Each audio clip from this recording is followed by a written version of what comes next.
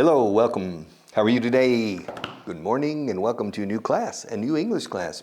Class number 1196. We have 5 classes left and I want to finish this book. It's an obsession. I'm obsessed. My timing with this book was almost perfect, but not quite. Casi perfecto, pero por los pelos no. Por eso not quite, escrito quite. It was almost perfect, but not quite. So I'm going to force the engine, forzar el motor, and I'm going to finish this book in the next 5 classes. Page 105, near the bottom, not at the bottom, 978, micro paragraph number 978 on page 105. My niece went to Hollywood to try to become an actress. After 2 months auditioning, she found a job as a waitress. 2 years later, she opened her first restaurant. Now she has 10. I love this story. My niece, my nephew, mi sobrino, mi sobrina, my nephew, my niece. Se pronuncia como la ciudad francesa Nice, Niza. My niece, mi sobrina está en Niza, en inglés es, my niece is in Nice. My niece is in Nice. Yes, my niece went to Hollywood. She went to Hollywood to try to become an actress. The dream of every girl in the United States is to go to Hollywood and become a famous actress. Yeah, uno de cada 10 millones. All right. To become a famous actress. After 2 months auditioning, she found a job as a waitress. To audition, después de 2 meses audicionando, ¿eso qué es? To audition is hacer pruebas delante de la cámara. That's to audition. All right, pruebas, para que te contraten, como actriz en este caso. Yes, my niece went to Hollywood to try to become an actress. After 2 months auditioning, she found a job as a waitress. Camarera de restaurante. She found a job as a waitress. 2 years later, she opened her first restaurant. Now she has 10. Está montada en el dólar. Tiene 10 restaurantes. Yes. Her original idea was to become an actress. But after 2 months auditioning for different minor roles, papeles menores, roles menores, minor roles, she said, nah, I'm not going to become a famous actress. And so she got a job working as a waitress in a restaurant. But she's a very intelligent young lady, and she paid attention to how the manager operated the restaurant. And she said, aquí no hay mayor secreto. I can do this. 2 years later, after working in restaurants, first as a waitress, then as the head waitress, and then as the manager of a restaurant. Then 2 years later, she opened her own restaurant, and now she has 10. And she's becoming famous in Los Angeles and in Hollywood for her restaurants, because all 10 of her restaurants are in greater Los Angeles, in Long Beach, in Los Angeles proper, in Santa Ana, in Anaheim, in Pasadena, in Burbank, in Pacific Palisades, and in Santa Monica. And she has restaurants everywhere. Yes. Interesting story. My niece, she went to Hollywood to try to become an actress, but after 2 months auditioning, she found a job. Found a job as a waitress, como camarera, mesera, as a waitress.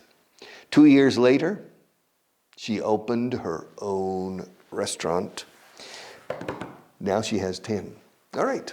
The next one, page 105, the next to last paragraph, number 979. The weather in early March was unusually warm. Esto fue en el medio oeste americano. In Illinois, Ohio, Pennsylvania, Ohio, Indiana, Illinois, Iowa, Wisconsin, Minnesota, Nebraska, South Dakota, North Dakota. Es la cuenca del Mississippi. That's the Mississippi River Valley, the drainage system of the Mississippi River. All right. Now, in that area, it snows a lot in the winter. And during the spring, during the late winter and early spring, it melts. The melts se funde, se derrite. The snow slowly melts, penetrates into the earth, into the ground, into the soil, and creates very rich soil. Una capa negra de suelo agrícola. It's very, very rich. However, from time to time, the weather becomes unusually warm in late February or early March, and the snow melts too quickly, and it runs into the rivers, and it creates floods, riadas y inundaciones, going down there are about 2,000 tributaries of the Mississippi River. Direct tributaries, the Ohio River, the Missouri River, the Red River, the Arkansas River, the Illinois River. Those are the main tributaries of the Mississippi. But the Ohio and the Illinois and the Missouri, they have additional tributaries. And if the snow melts too quickly, it goes into the river. Now, the weather in early March, a principios de marzo, mid-March, a mediados de marzo, late March, a últimos o a finales de marzo, early, mid, late, early 1962, mid 1962, late 1962. I came here the first time I came here in mid 1972. Yes. Okay, the weather in early March was inusualmente caluroso el tiempo. The weather in early March was unusually warm, and the snow all over the Midwest Americano, all over, por todo, all over, and the snow all over the Midwest melted quickly. To melt, flooding the lakes and rivers. Yes, some people had to be evacuated from their homes. Evacuate in Inglés. Some people had to be evacuated from their homes. This happens usually once every 20 years.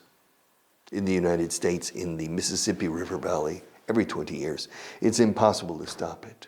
It's impossible. There's nothing you can do. When Mother Nature decides to heavy rains or fast melting of snow, or from the Rocky Mountains and from the Appalachians, the snow melts and comes down. It's similar, for example, the Dana in Valencia, but that was because of heavy rains in one area, and it came down. These things happen, and they're impossible to avoid usually. Although Valencia, the city of Valencia, because of the floods in 1957, 62 years ago, no? O más. In 1957, no, it's more, 67 years ago, they built a variant of the Turia. Es el Turia que va por Valencia, no? Sí. Turia. It goes around. And thanks to that, from the Dana, the recent Dana, Valencia city proper was not affected by the flooding. But in this case, the weather in early March was unusually warm, and the snow all over the Midwest melted quickly, inundando, flooding the lakes and rivers. Some people had to be evacuated from their homes. Yes. All right. Page 105, at the bottom, the last paragraph. My next meeting isn't until 4 p.m. My next meeting isn't until, no es hasta las 4. My next meeting isn't until 4 p.m. So we have plenty of time to go over the details for the Montana project. So we have plenty of time. I mean, now it's 11 o'clock. Son las 11 de la mañana. Hasta las 4 no tengo otra reunión. No sobra tiempo. We have plenty of time. Plenty of no significa mucho. Es un error muy común entre los hispanohablantes cuando hablan inglés. Plenty of no significa mucho. Si dices que mi amigo Paco tiene mucho dinero, y dices, my friend Paco has plenty of money, suena raro. Significa de sobra o más que suficiente. Mi amigo Paco tiene dinero más que suficiente. ¿Es para qué fin? Tengo dinero más que suficiente para pagar la comida hoy, no te preocupes. Don't worry, I have plenty of money to cover today's lunch. Yes. The other day, I was having lunch with a friend, and he invited me. He was treating me to lunch. And when he paid with he paid with this. He said, and it didn't work. So he took out his credit card. Nothing. Finally, I ended up paying. Terminé pagándolo yo. I ended up paying. And I said, don't worry, Pablitos. I have plenty of money. I have plenty of money to cover the meal. 130 euros. Yeah, plenty of money. Plenty of. So, my next meeting isn't until 4 p.m., so we have plenty of time to go over. Repasar concienzudamente is to go over. We have plenty of time to go over the Montana project. El Proyecto Montana. Hannah Montana. We have plenty of time to go over the Montana project. Let me call Charlie. Let me call Charlie. Déjame que llame a Charlie, a Carlitos. Let me call.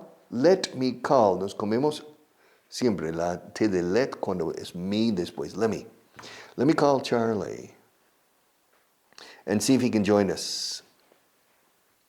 A ver si se puede unir a la reunión. Let me call Charlie and see if he can join us. Let me call Charlie and see, para ver, and see if he can join us. I think he's free as well. Creo que está libre también. I think he's free too. I think he's free as well. My next meeting isn't until 4 p.m., so we have plenty of time to go over the Montana project. Let me call Charlie and see if he can join us. I think he's free as well. All right. These paragraphs are incredible to help you improve your spoken English, but you have to follow the famous instructions. El inglés que hay que dominar al hablar. Yeah, el inglés que hay que dominar al hablar. Yes. En los 1000 pasajes de este libro encontrarás 34,470 palabras. Toma. 203 verbos diferentes y 7,917 incidencias de verbo. 7,000 veces, 8,000. El verbo to be aparece 1,578 veces. O sea, el 20% de toda la aparición del verbo aquí es algún derivado del verbo to be. O sea, el 20% de tu dominio del inglés depende de tu dominio del verbo to be. Yeah. El verbo to have, 559 veces, el 7%. El verbo to do, 554 veces, un 7%. O sea, between the verb to be, to have, and to do is 34% of what you need. Y luego el verbo to go, to get, to want, con dominar 20 verbos, puedes andar por el mundo y cerrar contratos con inglés. Ahora tienes que entender todo. That's different. But in any case, let's go to page 106 at the top. Why is it taking you so long? Why is it taking you so long? Why is it taking you? ¿Por qué te está llevando tanto tiempo? ¿Por qué tardas tanto? Why is it taking you? Taking you. You. Why is it taking you so long? Come on. I need it by lunchtime. Necesito para la hora de la comida. I need it by lunchtime. What? Yeah. I want to take it with me. I want to take it with me and talk about it over lunch with Thompson. I'm having lunch with Thompson. Hoy como con Thompson. I'm having lunch with Thompson today. And I need it because it's the subject of the lunch. I want to talk about it. So I need it by lunchtime. Come on.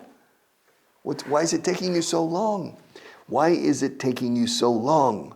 I need it by lunchtime. By es cuando hay, by, B-Y. Es cuando es fecha tope. Para eso. Necesito para marzo. Necesito para fin de año.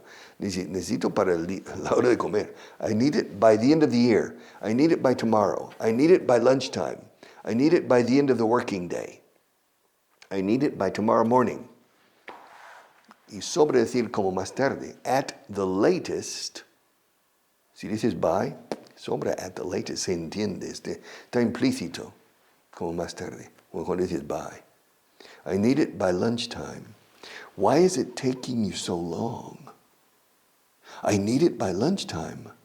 I want to take it with me and talk about it over lunch with Thompson. Over lunch. Curiosa preposición. Durante la comida. During lunch, perfect. Casi mejor. Bueno, sí, over lunch. Es otra forma. Over lunch. Sobre la comida. O sea, la comida está impregnada de este tema del informe. I need it by lunchtime. I want to take it with me. Quiero llevármelo a la comida. I want to take it with me. Llevarlo conmigo. Se dice en inglés. I want to take it with me and talk about it over lunch with Thompson. He's reluctant to invest. But he hasn't seen these numbers. He hasn't seen these numbers. No ha visto estos cifras y números aquí. Vaya inversión. Es reacio a invertir. Pero cuando vea esto, bah. All right. Yeah. Yes. Why is it taking you so long? I need it by lunchtime. I want to take it with me and talk about it over lunch with Thompson. He's reluctant to invest. Es reacio a invertir. But he hasn't seen these numbers. He hasn't seen these numbers, so I need them. Finish. Hurry up. Come on. Why is it taking you so long? All right. Page 106, the second paragraph. We can drive there or go by train. It's up to you. We can drive there or go by train. It's up to you. I don't care either way. The train tickets are 60 euros each, plus 6 taxi fares. By car, the gasoline will be around 150 euros. It's up to you. It's up to you. Es un viaje diurno. I mean, we need to go from Madrid to Valencia. All right, now, we can go by train. It's an hour and a half. It's fast. From Atocha to the Valencia, Sorolla, no? Joaquín Sorolla. Yes, all right. an hour and a half. But then we need to take a taxi. Well, first we need to take a taxi to the train station, okay? That's one taxi. Then when we get to Valencia, we need to take a taxi to that office. That's 2. And then we need to take a taxi back to the train station. That's 3. Then we need to take a taxi home. That's 4. Aquí dice 6. All right. Each taxi costs about 12 euros. 12, 24, 36, 48, y si son 6, 60, 72. 72 euros in taxis. And 2 people at 60 euros on the train. So that's 120 euros for the train. And 72 euros. So 192 euros in all. Okay, fine. Now, by car, the gasoline will be around 150 euros. I mean, ida y vuelta. Fine. So, it's cheaper to go by car. All right. However, it takes 3 hours to go to Valencia and 3 hours to go back. So that's 6 hours driving. Okay. Second, it's more dangerous driving than to go by train. So I would prefer train and taxis. But it's up to you. It's up to you. We can drive there. We can drive there or go by train. Tú decides. It's up to you. It's up to you. La decisión es tuya. I don't care either way. Me da igual lo uno o lo otro. I don't care either way. Cualquier manera. Either way. I don't care either way. I don't care. The train tickets are 60 euros each, plus 6 taxi fares. Fare, tarifas de taxi, fare, plus 6 taxi fares. By car, the gasoline will be around 150 euros. It's up to you. All right, one more. The boss, el jefe. El jefe me dijo que no te lo dijera, pero the boss told me not to tell you, but the company is going to start looking for new offices. New offices? The contract expires on these offices next August, but we have to give notice within 2 weeks. But I like these offices. I'm not supposed to touch. Don't tell anybody. All right. But because the boss told me not to tell you. But the company is going to start. Va a empezar a buscar. The company is going to start looking for new offices. The contract, el contrato de alquiler, the contract expires. Expira. Caduca. The contract expires on these offices next August, but we have to give notice, dar aviso, dar noticia, in Inglés, to give notice. But we have to give notice a las 2 semanas. Tenemos 2 semanas. So we have to give notice within 2 weeks. So we need to make a decision. And the decision is to start looking for new offices. So the decision by the big boss is to leave these offices and to find less expensive offices. Yes. After COVID-19, well, we don't need as many. Now many of the employees are working from home. And so we don't need 2,000 square meters. We only need about 1,000 square meters. So, and one more. Page 106. Paragraph 984. The Latin term e pluribus unum,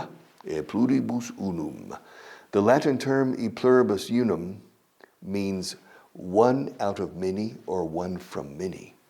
It's the traditional motto of the United States and appears on the Great Seal. Wow. El gran sello de Estados Unidos. E pluribus unum. Yes. Y luego en Dios confiamos. In God we trust, et pluribus unum. And on the coins as well, and on the dollar bill, it says et pluribus unum, the Latin.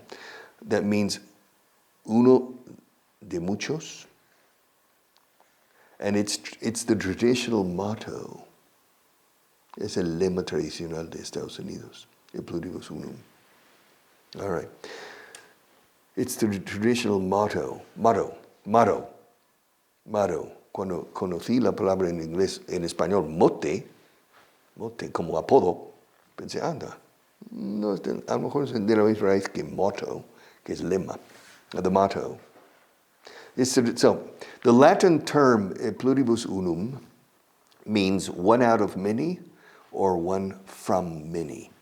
It's the traditional motto of the United States and appears on the Great Seal.